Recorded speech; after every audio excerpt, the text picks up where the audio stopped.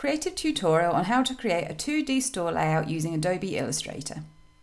So throughout your time on the FBBM course, there'll be times that you need to illustrate a store layout, sometimes during your brand buying, in your second year in merchandising, and for sure probably in your third year. So the best way to do it, first of all, is to create a 2D layout in Illustrator, just using lines and coloured shapes to illustrate where certain elements might go. So let's take a look at how we do this step by step. So first off, you want to go in Adobe Illustrator to File and create a new document. Now it's up to you what you choose, but most floor plans tend to work best in landscape. And selecting A4 just standardises things. So create a new document. Now you may or may not have a template to go on. It might be that you need to be quite intuitive, work out if it's a rectangle box, L-shaped or whatever kind of shape the room is. In this scenario, I actually have a JPEG of a sketch of a floor layout, which I'm going to trace over. But the same things will apply if you were drawing it up from scratch. So if you do have a template to follow, bear in mind you could always find a template online that looks similar to help you out if this is useful. You can select the transparency of the image and take it down just so it becomes a little bit easier to trace over. You could also object and lock the item just so that now I don't select, and while I'm drawing over the top, it prevents me from selecting and letting it move around. So the first thing you want to do is create an outline of the building that you're doing.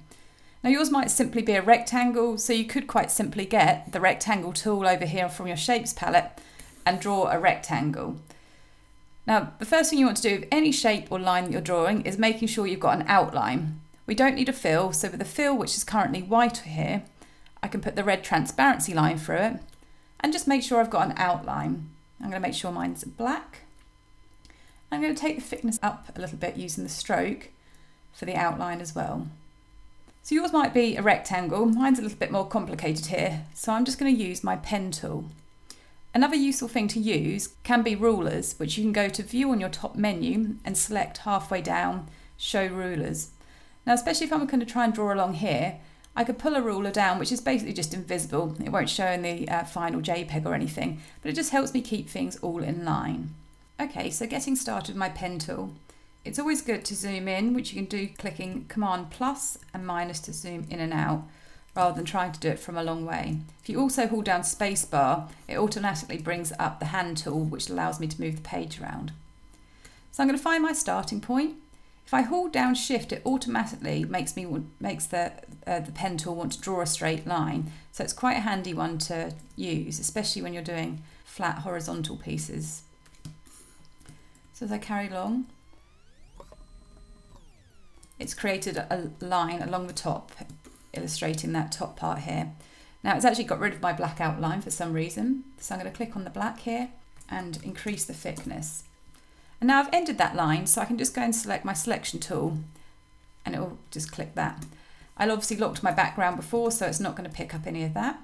And now what I'm going to do is start drawing the outline of the rest of this.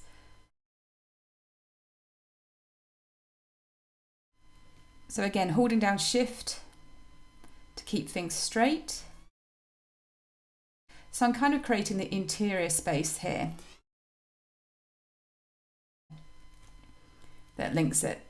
So I'm happy with that selection there. Again, I'm selecting one of the selection tools just to finish that. And then I'm going to start outlining some of the other areas. Again, once I get to the end of that selection, holding onto the selection tool and then continuing somewhere else.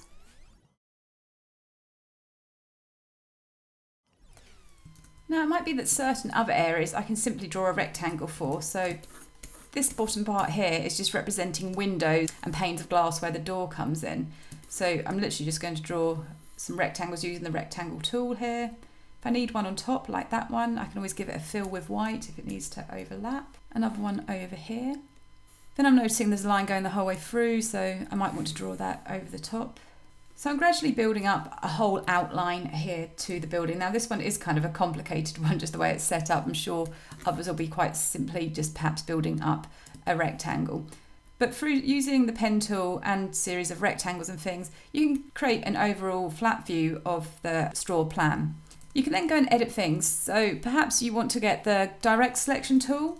You might see that perhaps there's a certain area that's too far down, you want to pull in something, it just allows you to go and edit those lines. So it's the direct selection tool, the white arrowhead, that allows you to click on anchor points and things and move them wherever you need to. So maybe I can see a line's not quite reaching far enough up or something. So go and edit it until you're happy with it.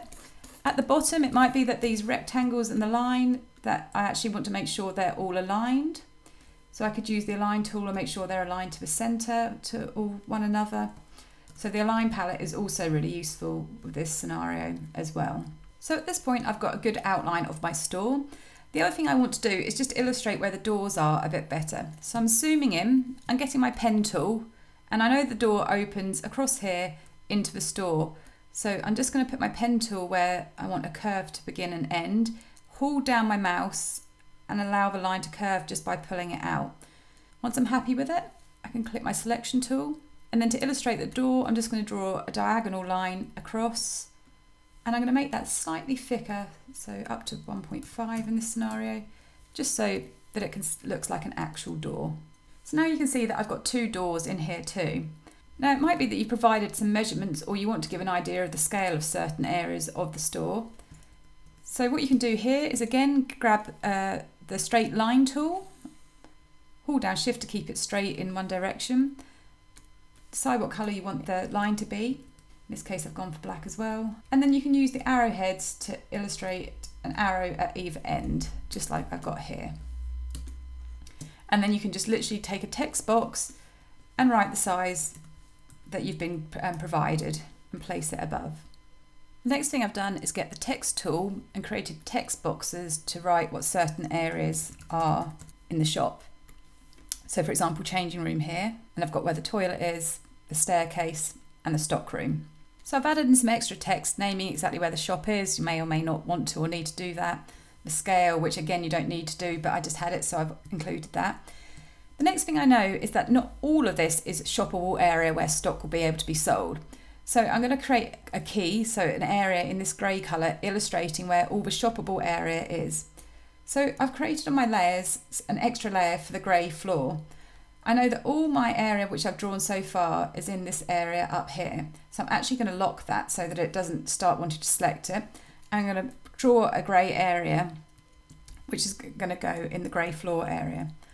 I also know that this staircase area is not accessible, so I'm also going to use the pen tool to create some shading in this area in a darker grey, I think, just to show that this area isn't accessible. So I've just used the pen tool to do that, and because I've got the locked outline area here, it means it doesn't try to connect with any of those other lines. I can always unlock it now if I want to edit more on there. So I'm now going to start building up my store elements. So I know that there's a cash desk that goes here and one over here. So I'm going to use my pen tool to draw where that goes. I might want to give it the same black outline as everything else, so I'm going to use the eyedropper tool over here to select one of the black lines. But I might want the fill to be starting to be colour coded, so it might be that I might want all the cash desks to be in orange, just so it's easy to see where there's going to be point of sales opportunities and so on. Again, I can edit the lines if I want to with the direct selection tool afterwards. Perhaps as I zoom in, I can see I've not been to scale. And it might be that actually it's a bit difficult to actually write all the areas on like cash desk, because it's quite a sort of small illustration. So what I'd do instead is create a key. So I'm going to create a little square down here with orange in as the fill and name it cash desks. So then I know that all areas in that orange colour are going to relate to cash desks. I can then continue to use the same colour coding method throughout the rest of the store, illustrating where other things might go, like tables, rails, shelving, freestanding shelving, racks, and so on. And keep colour coding, then create a key at the bottom to illustrate what each item is. The next thing you may feel you need to do is create a bit of a coding to give an insight into what each table will be displaying in each shelf. So all I did for this is create a numbering system. I got the circle tool, created a small circle with a black outline and a white fill. So black outline and white fill there. I just zoom in a little bit, make sure I'm happy with the size. I then got my text box tool and literally created a number. So maybe 30 in this case. Make sure I've got the same font throughout, make sure it's centered. and place it in the circle. And then with all the numbers, I put the corresponding item, what each area is. So for example, number 12 might be new brand for window display over here, for example, or number 27 might be kids wear accessories. Just helps to navigate what each element is. So the next thing I want to do is just show how I would hope that a consumer might travel around my store. So to do this, I've just grabbed my pencil tool. I'm going to show them coming in through this door. Consequently, this store is almost like a mini department store. So there's a women's wear section and a kids wear section. So I might need to show a couple of illustrations. But anyhow, for women's wear, I'd imagine someone coming through the door. I'd hope perhaps that they engage with these areas here, perhaps going through different areas, having a look, maybe at the shelves, what's going on display here, maybe walk around here, engaging with these areas, hoping that perhaps they come around this table, engage with the window displays, then hopefully finally come to checkout via some of my point of sales items there. So at the moment, this is just a black line. I've actually created a brush with some footprints on, which should be, if you're using this template that's downloadable, included. If not, you could just use a simple line or a dashed line under strokes, for example. So as I select my feet, they're quite large. I'll drop them down to the size. I might want them to be grey as well. But it shows my proposed route around the store. Finally, if it is getting a bit cramped, you could just add a little bit of transparency to those so that if you are starting to overlap things, because it is quite tight spaced in some of these drawings, you could just drop it down so that perhaps the footprints aren't quite so prominent. It might be that you want to show a second navigation through kids wear, for example. So maybe someone going through here, looking at all the outside, perhaps engaging with new brands. And again, setting their footprint, dropping it down, and maybe make sure it's the same transparency as the other feet. And then you could also give a number to each one of those to say, like number 1, proposed route around the women's wear department, number 2, proposed route around the children's wear department. So that hopefully gives a nice navigation of how someone would walk through store. When it comes to finally saving this, you won't necessarily want to put your AI file into a PowerPoint presentation or your final InDesign report. So you save it as an AI file as your shop floor plan, which means you can always come back and edit it. And if you want to take it into something like Photoshop or PowerPoint, go to File, Export, Export as a JPEG. Make sure that it's high maximum quality, high resolution, click OK, and then that's what you'd take in, go and find that JPEG into a PowerPoint.